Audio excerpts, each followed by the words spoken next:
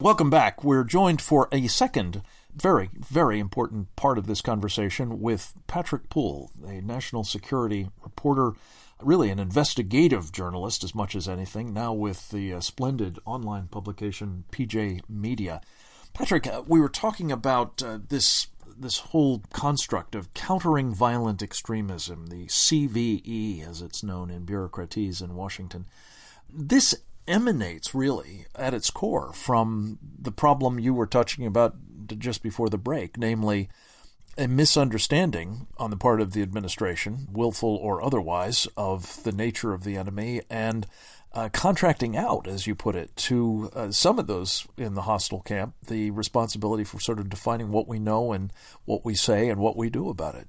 Explore that with us, if you would. It seems unbelievable.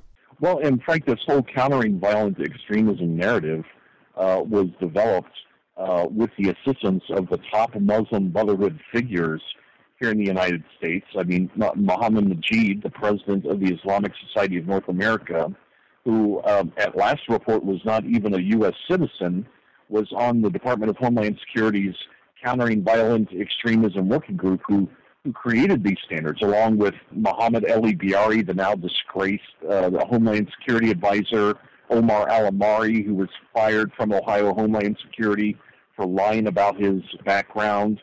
And these folks are the ones who really established this countering violent extremism narrative, and you start scratching at the paint on this so-called CVE, and you find that, it's a complete dead end. I mean, it's utter meaninglessness. You know, what's violent extremism? What's extremism? Well, it turns out that it's, that you actually believe something. But the other piece of this, of course, Patrick, is that this construct has allowed, and I think you're right, it's a brilliant influence operation on the part of the Muslim Brotherhood, but it essentially establishes very explicitly not just moral equivalency, but kind of equivalency with respect to the threat and the need to counter it between, conservatives and constitutionalists and Tea Party activists and the like with these jihadists. This really seems as though it's not just throwing sand in our eyes, it's throwing monkey wrenches in the works of trying to actually protect the American people against threats, foreign and domestic.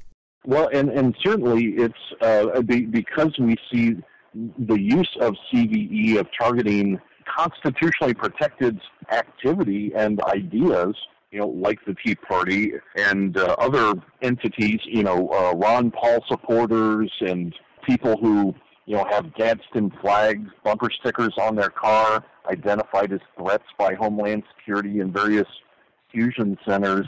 And meanwhile, we have this rapidly metastasizing threat in our midst and also overseas that I think I harken back to the New York Times article at the end of last year, at the end of December 2014, where General Nagata, the head of Special Operations Command, the man who's leading our forces that are literally the tip of the spear in fighting these threats abroad, and he admitted candidly that they had no understanding of the nature of the threat. And we've seen nothing since then, since that candid admission.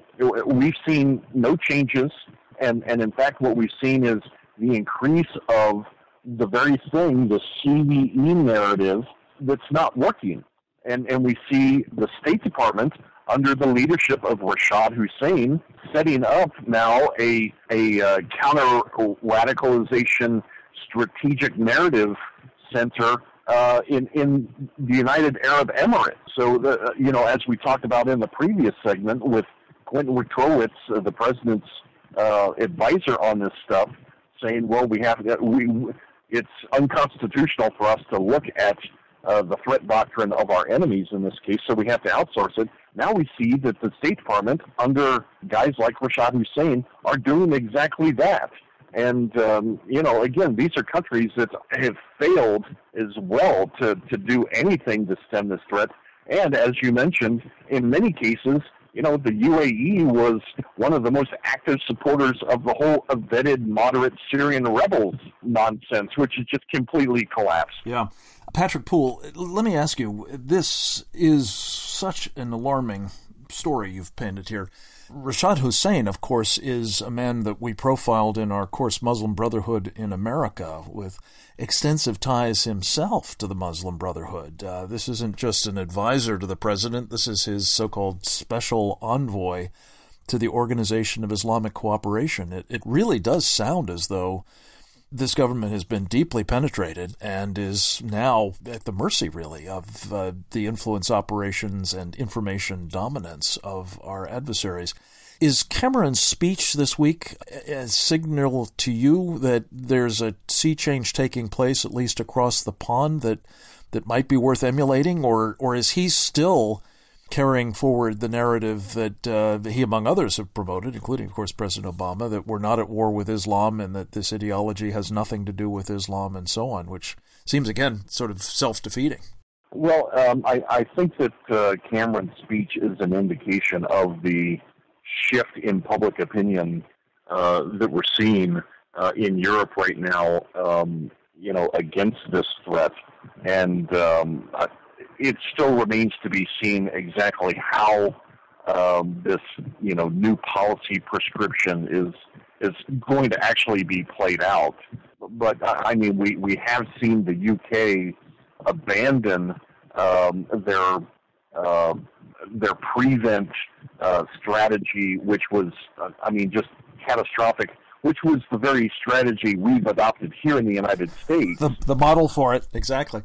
Hey, Patrick, quickly, before we run out of time, I just want to turn to another topic. And again, you have done such incredible work in investigating these operations of the Muslim Brotherhood. Talk about specifically, if you would, the role of mosques in America, whether it's the ones in Tennessee that this guy apparently, Abdulaziz, hung with, or the Islamic Society of Boston that the Tsarnaev brothers and many others were engaged with. What role do they play, these mosques, in the Muslim Brotherhood's so-called civilization jihad strategy for destroying us from within by our own hands? Well, Frank, we only have to look to the Muslim Brotherhood's own documents, such as the 1991 explanatory memorandum, where they say that Islamic centers are the center of gravity for their movement here in the United States. And, you mentioned the Islamic Society of Boston and the dozen terrorists that have come out of that, and some hardcore, Ahmed Abu Samra, who was the head of the Islamic State's social media efforts and was involved in making these extremely graphic beheading videos of Americans and other Westerners. His father was a top official for the mosque and was just killed by, a United States airstrike. And we have the mosque in Phoenix, where the Garland attackers there in early May came out of, and turned out that the FBI was aware of at least one of those Garland attempted attackers because he was caught up in a prior terrorist cell that was also operating there inside the mosque going back to 2006. Yeah, these are what you've called, Patrick Poole, correctly, the known wolves that we're up against. And it is just appalling, I think, for reasons that you've just amply established, that we are so ignorant of the reality and so willfully blind as to what its implications are.